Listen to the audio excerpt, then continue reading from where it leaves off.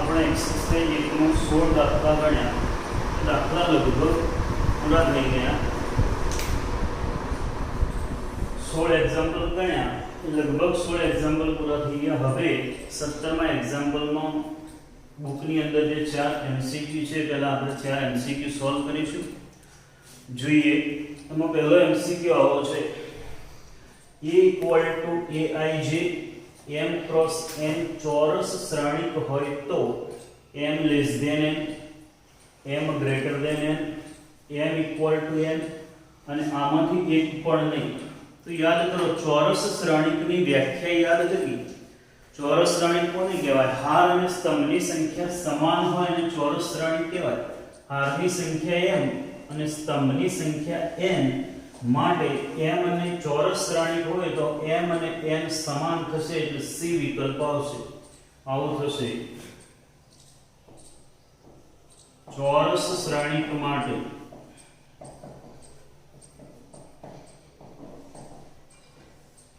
હાર અને હારની સંખ્યા ઇક્વલ ટુ સ્તંભની સંખ્યા.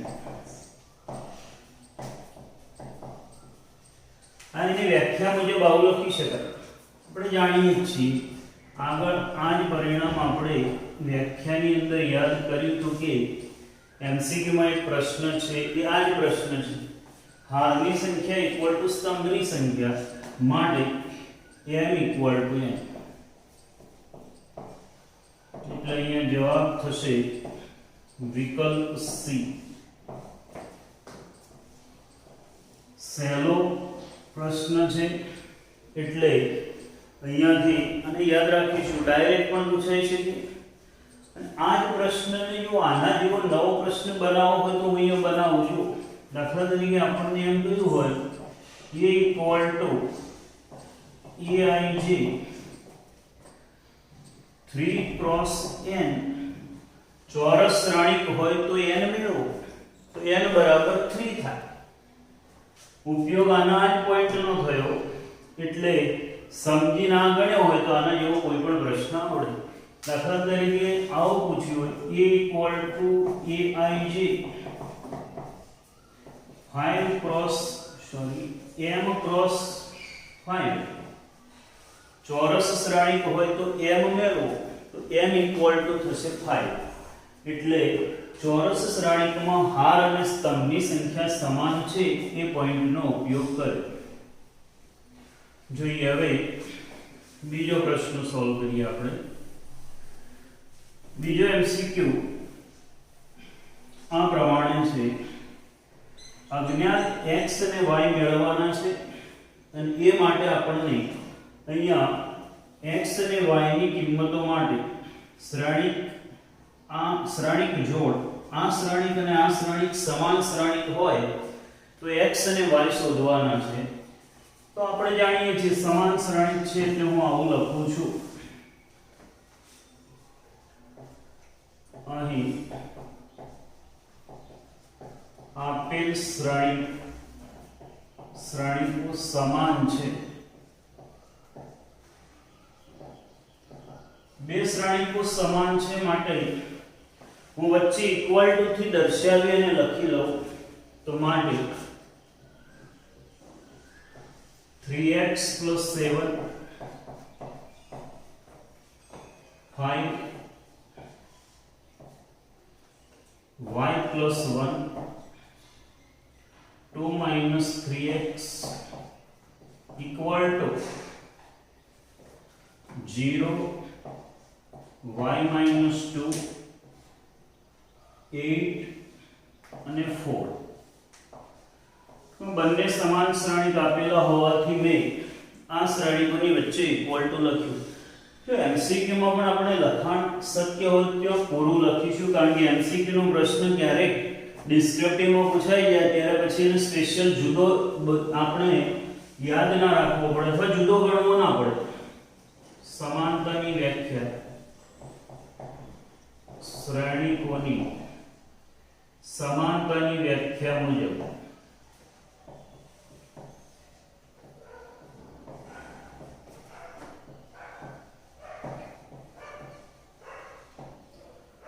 અહીંયા હું પણ સમજી શકું, તમે સમજી શકો કે એમસીક્યુ હોય ત્યારે આવા શબ્દો લખવાની જરૂર નથી, પણ હું મારું લખાણ પૂરું જ હોય, કારણ કે આ પ્રશ્ન ગમે તે જગ્યાએ પૂછે તો પછી તમને તકલીફ ના પડવી જોઈએ. બંનેનો પહેલો ઘટક સરખાવ્યો, બંનેનો બીજો ઘટક સરખાવ્યો, બીજી હારનો પહેલો ઘટક સરખાવ્યો અને બીજી હારનો બીજો ઘટક સરખાવ્યો. જોઈએ હવે આપણે x ને y શોધવાના છે. સાદુરૂપ આપીએ તો ચાર સમીકરણ છે, આના ઉપરથી આપણને મળશે 3x -7, એટલે કે x -7/3. આનું સાદુરૂપ આપીએ તો 5 + 12 7 = y. આનું સાદુરૂપ આપીએ તો પણ y = 7. અહીંયા થશે 2 - 4 = 3x, -2 = 3x, x = -2/3. જોઈએ અહીંયા x ના પણ બે મૂલ્યો મળે છે અને y ના પણ બે મૂલ્યો મળે છે, પણ y ના તો બે મૂલ્યો ઓલરેડી સમાન જ છે, એટલે y ની એક જ પોસિબિલિટી થઈ, y = 7. x ની બે પોસિબિલિટી થઈ, એટલે અહીંથી વિચારીએ તો આપણને આવી પેર મળે, x = -7/3 અને y = 7. આપણને આવી એક બીજી પેર મળે, x = -2/3, y = 7. એટલે એમસીક્યુ હોય ત્યારે પહેલી દ્રષ્ટિએ આપણે જોઈએ કે આ બે શક્યતાઓ મળી, આમાંથી કોઈ શક્યતા એમસીક્યુ માં હોય, દાખલા તરીકે અત્યારે બીજા વિકલ્પ વાળો ભાગ રહ્યો એ સી વિકલ્પમાં છે, એટલે આપણને એવું લાગે કે આપણો જવાબ સી છે. પણ મિત્રો યાદ રાખશો, ગણિતનો એક અગત્યનો વિભાગ કહી શકાય કે કોઈ પણ અજ્ઞાત શોધીએ ને ત્યારે એ અજ્ઞાતને આપણે મેળવેલા છે ને આપેલા પરિણામો મૂકીને ચકાસણી કરવી જ પડે. આપણે શું કરીએ છીએ, ઘણી બધી જગ્યાએ એવું ચાલે છે કે x y હોય કે abcd અજ્ઞાત હોય, આપણને મળ્યા પછી આપણે ચકાસણી કરતા જ નથી. ખરેખર તો ગણિતના નિયમ પ્રમાણે દરેક એક્ઝામ્પલમાં ચકાસણી કરવી જોઈએ. તો સૌથી પહેલા હું આ પેરને પરિણામ 1 માં મૂકું છું. એક વિશિષ્ટ પ્રશ્ન છે, તમારે નોંધ કરવો જોઈએ. ખરેખર તો ગણિતના નિયમ પ્રમાણે દરેક અજ્ઞાત તમે જ્યારે પણ શોધો ને, આપણે 16 આના પહેલા ના એક્ઝામ્પલનો નંબર કદાચ અહીંયા મારે 18 છે. આના પહેલાના 17માં એક્ઝામ્પલમાં આપણે શ્રેણીકો સમીકરણ ઉકેલી ઘણા બધા અજ્ઞાત abcd x y z શોધ્યા, પણ વ્યવહારિક આપણે એવું જ કરીએ છીએ કે આવા અજ્ઞાત શોધી અને દાખલો પૂરો કરી દઈએ છીએ. ખરેખર તો ગણિતના નિયમ પ્રમાણે કોઈ પણ એક્ઝામ્પલ પૂરો ના થઈ શકે. જો તમે ડાયરેક્ટ x ને y મળ્યા પછી જો એક્ઝામ્પલ પૂરો કરો તો તમને સ્પષ્ટ દેખાય કે આપણો જવાબ સી છે. હવે આપણે આ બંને પોસિબિલિટી મૂકી અને વિચારીશું. હવે ઘણાને તો એમ જ લાગે કે આ વિકલ્પ તો મૂકવાની જરૂર જ નથી, આ વિકલ્પ તો મૂકવાની જરૂર જ નથી. પણ એવું જરૂરી નથી, કદાચ આ વિકલ્પને અનુરૂપ બી પણ જવાબ હોઈ શકે. એટલે ક્યારે ગણેલો એક્ઝામ્પલ પરીક્ષામાં આવે તો તમે ડાયરેક્ટ એને યાદ રાખેલો હોય અથવા વારંવાર ગણેલો હોય એટલે એમરિંગથી યાદ રહી ગયો જવાબ મૂકી દો, જુદી વસ્તુ છે. બાકી પ્રોપર વે આ છે કે આની ચકાસણી કરીશું. તમારા ચોપડાની અંદર નોંધ હોવી જોઈએ કે આ પ્રશ્નની ચકાસણી કરવાની છે. એટલે અહીંયા ચકાસણી કરીએ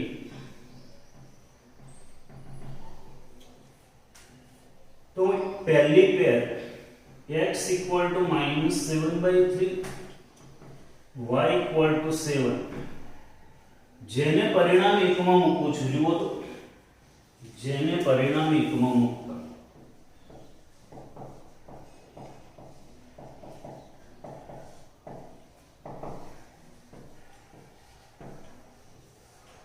પરિણામ 1 માં મૂકીએ આપણે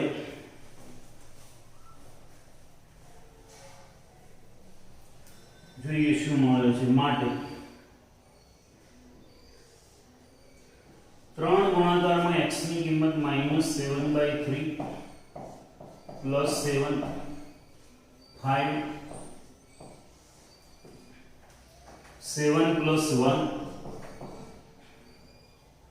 2 - 3 into -7/3 equal to 0 7 - 5 8 અને 4 માટે જો તો એનું સાદો 3 3 કેન્સલ -7 + 7 0 આ 5 આ 8 અહીંયા શું આવશે 3 3 કેન્સલ એટલે 2 + 7 એટલે 9 0 5 8 4 જો તો અહીંયા આપણને સમાન શ્રેણિક વચ્ચે લખેલા છે પણ સમાન શ્રેણિક નથી આ બંને ઘટકો સરખા નથી એનો અર્થ કે આપણી આ પોસિબિલિટી અશક્ય છે આ જવાબ સાચો નથી જોઈએ આપણી પાસે બીજો જવાબ છે હું બીજો જવાબ ચેક કરું છું બીજા જવાબને પરિણામ 1 માં મૂકું છું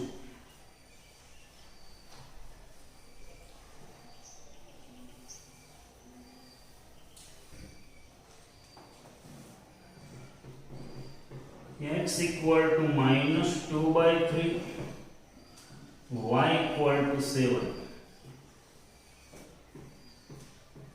પરિણામ 1 માં મૂકતા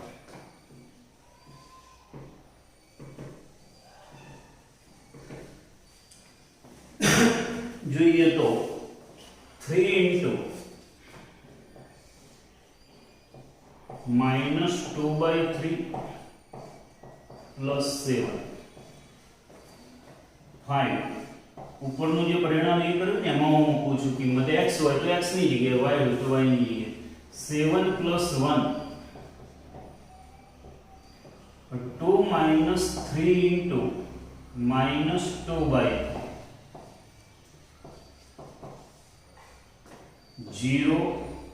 7 - 2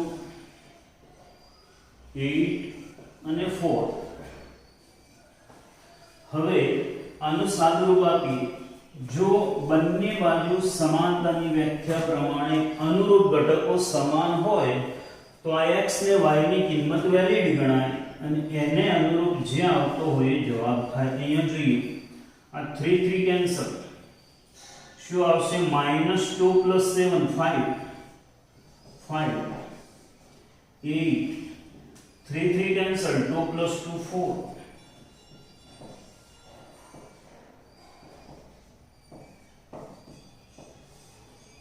અહીંયા પણ જો આ ઘટક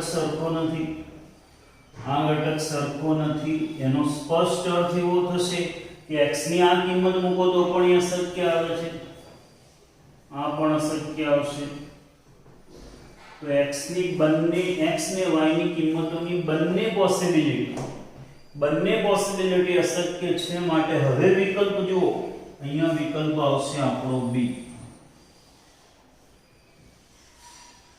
બહુ અગત્યનો પ્રશ્ન છે આ એક એવો પ્રશ્ન છે કે જેમાંથી આપણને કંઈક નવું પણ જાણવા મળે અત્યાર સુધી આપણે એવું જ માનતા હતા કે અજ્ઞાત મળી ગયા એટલે પ્રશ્ન પૂરો થઈ ગયો પણ ફરીથી કહું છું આખા અભ્યાસક્રમમાં કહો આપણા વિષયમાં કહો તો કોઈ પણ જગ્યાએ કોઈ પણ સ્ટેજ પર જ્યારે પણ આપણને અજ્ઞાત શોધવાના હોય ત્યારે એ અજ્ઞાત મળ્યા પછી હંમેશા ચકાસણી કરવી જ પડે ઘણી બધી જગ્યાએ એવું ચાલે છે કે જ્યાં સાચું પડતું હોય ત્યાં આપણે ચકાસણી ન કરીએ તો ચાલી જાય અને એમસીક્યુમાં તો બિલકુલ ક્લિયર છે તમારો જવાબ x ને y શોધ્યો એ જવાબ ચકાસણી કર્યા પછી જો એનો એ જ રહેતો હોય તો તમે ચકાસણી કરી છે કે નહીં કરી નથી એનાથી કોઈ ફેર પડતો નથી પણ સમજ્યો તમારી રીત પ્રોપર નથી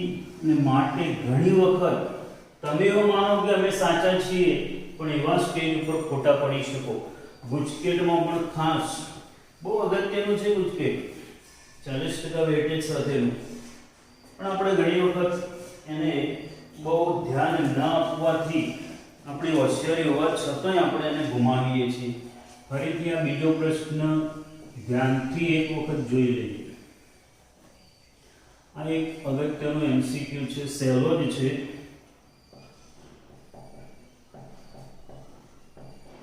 પ્રત્યેક ઘટક 0 અથવા 1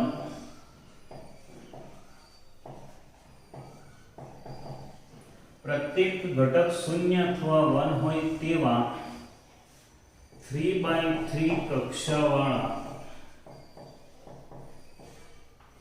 શ્રેણિકની સંખ્યા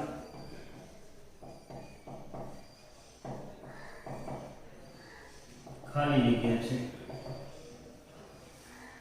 E27 B18 C81 અને D512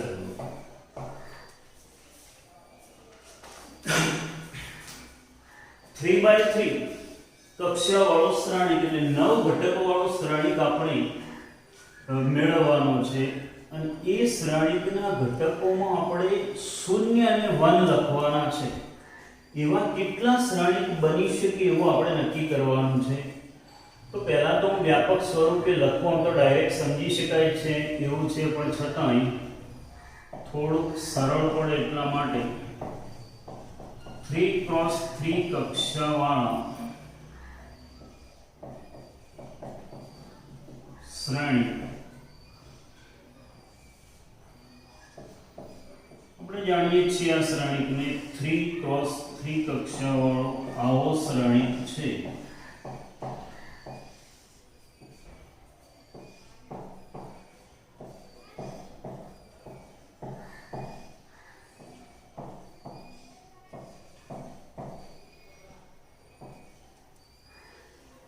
હવે અહીંયા આપણો પ્રશ્ન આવો છે કે આ 9 ઘટકો રહ્યા A11 થી શરૂ કરીને A33 સુધીના જે 9 ઘટકો છે એમાં આપણે 0 અથવા 1 લખીએ તો કેટલા શ્રેણિકો થઈ શકે? તો કહેવાનો અર્થ આવો છે કે દાખલા તરીકે હું આવું લખું, એક ઘટક 0 0 0 આવો એક શ્રેણિક થયો, પછી 1 લખું બીજો શ્રેણિક, દાખલા તરીકે બધી જગ્યાએ 1 લખું તો બીજો શ્રેણિક થાય. એક જગ્યાએ 1 લખું તો એવા 9 શ્રેણિકો થાય. અહીંયા 1 લખ્યો, પછી અહીંયા 1 લખો, અહીંયા 0, એક જ 1, એવા 9 શ્રેણિક. આવા બધા કેટલા શ્રેણિકો થશે? તો અહીંયા આપણે ક્રમચે સંચય ને એક પોઈન્ટનો ઉપયોગ કરવાનો જ થાય, નહીતર તો આવા શ્રેણિકો ગણવા બહુ અઘરા થઈ જાય. તમે એક વખત વિચારજો. A11 ઘટક કેટલી રીતે પસંદ થઈ શકે?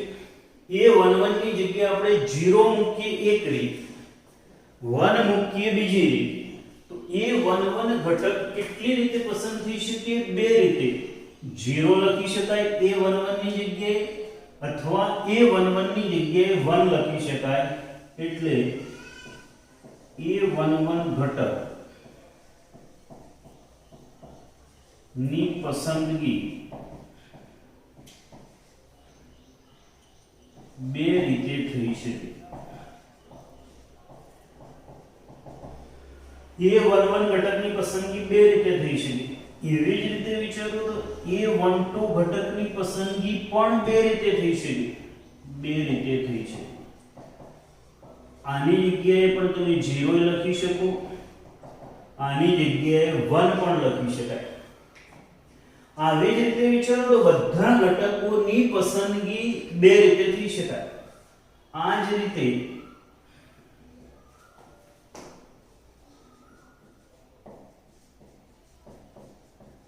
દરેક ઘટક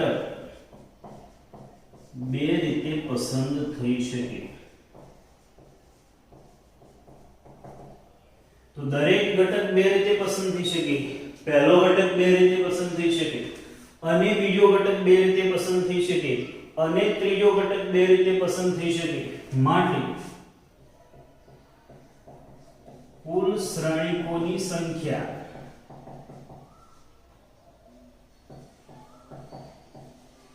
ઇક્વલ ટુ પહેલો ઘટક બે રીતે અને આવો પહેલો ઘટક બે રીતે અને બીજો ઘટક બે રીતે ક્રમશઃ સંચયમાં અને હોય ત્યાં ગુણાકાર આવે બીજો ઘટક બે રીતે ત્રીજો ઘટક બે રીતે આ પહેલો ઘટક બે રીતે એ જ પ્રમાણે બીજી હારનો બીજો ઘટક બે રીતે બીજી હારનો ત્રીજો ઘટક બે રીતે ત્રીજી હારનો પહેલો ઘટક બે રીતે ત્રીજી હારનો બીજો ઘટક બે રીતે અને છેલ્લો ત્રીજી હારનો ત્રીજો ઘટક પણ બે રીતે જુઓ તો કેટલા થયા 2 ની 9 ઘાત 512 આ થશે આપણો જવાબ બહુ સહેલું છે ક્યાંક આપણને થોડુંક એવું લાગે કે અઘરું છે પણ વિચારો 0 અને 1 બે જ ઘટકો લખવાના છે બે જ ઘટકોનો ઉપયોગ કરવાનો છે આના કોઈ પણ ઘટકની આગળ ઘટકની જગ્યાએ મૂલ્ય 0 લખો એક રીત 1 લખો બીજી રીત અને એવું નવે નવ ઘટક માટે થશે એટલે નવે નવ ઘટક બે રીતે પસંદ થઈ શકે અને માટે એના પ્રકારો થશે 500 2 ગુણ્યા 2 ગુણ્યા એવું 9 વખત એટલે 512 આ પ્રશ્નમાં 0 અને 1 છે દાખલા તરીકે 2 અને 1 પૂછ્યું હોય તો શું થાય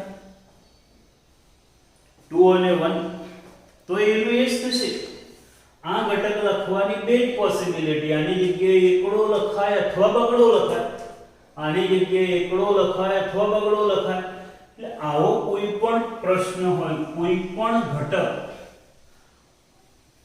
પણ ઘટકને બે વાસ્તવિક સંખ્યાઓ પૈકી કોઈ એક સંખ્યા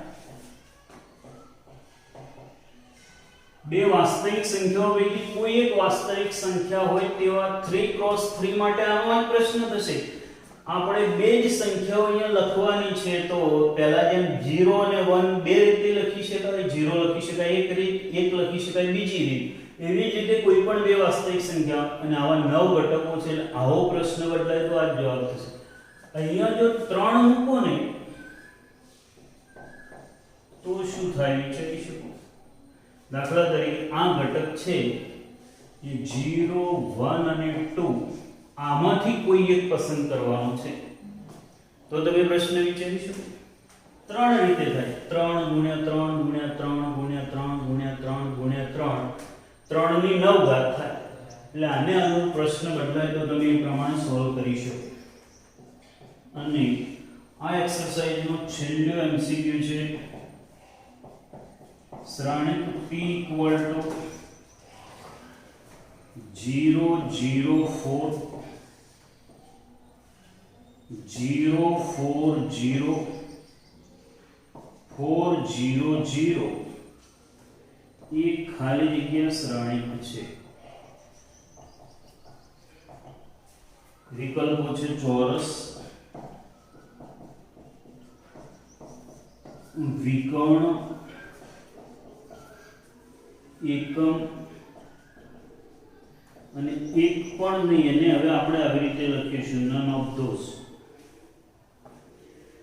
જોઈએ તો ચોરસ શ્રેણિક છે કે નહીં તો ચોરસ શ્રેણિક તો છે જ જો 3 હાર અને 3 સ્તંભ છે એટલે ચોરસ શ્રેણિક થઈ ગયું જવાબ મળી ગયો ચોરસ શ્રેણિક જો અત્યારે તો આપણી પાસે એવા જ પ્રશ્નો હોય છે કે જેનો એક જ વિકલ્પ જવાબમાં હોય પણ જેની પરીક્ષા આપો ને ત્યારે એવું ઉપર સૂચના લખેલી હોય છે એટલે બધા પ્રશ્નોમાં નહીં આપણે સેક્શન જ અલગ આવે છે કે એક કરતાં વધારે વિકલ્પ સાચા હોય ત્યારે અને અત્યારે આપણે જાણવા માટે પણ આ બાકીના વિકલ્પો વિચારી લેવા જોઈએ તો આ વિકર્ણ શ્રેણિક નથી વિકર્ણ શ્રેણિક કોને કહેવાય આ વિકર્ણ ઘટકો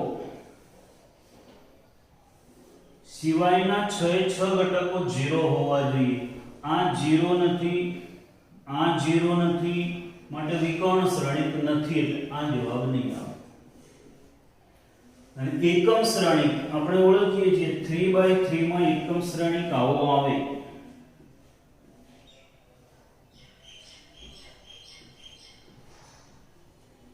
તો એકમ શ્રેણિક પણ નથી. જુઓ 0 છે, અહીંયા 1 છે. એકમ શ્રેણિક પણ નથી એટલે આપણો આ જવાબ સાચો છે. એટલે અહીંયા આપણે આ 4 MCQ ગણ્યા. એને સંલગ્ન સમજી શકાય એવા પ્રશ્નો પણ મેં સમજાવ્યા. એટલે માત્ર 4 જ આવે તો જ આવડે નહીં, પણ એને અનુરૂપ પ્રશ્નો આવડવા જોઈએ અને એ રીતે જ તમે MCQ વ્યવસ્થિત સોલ્વ કરી શકશો. હવે અહીંયા આપણે પહેલી એક્સરસાઇઝ સંપૂર્ણ પૂરી કરીએ છીએ. બધા જ પ્રશ્નો થિયરી સાથેના સમજાયા હશે. ન સમજાયા હોય તો તમે મારી પાસેથી જે તે પ્રમાણે નંબર છે તમે એ સોલ્વ કરી લેજો.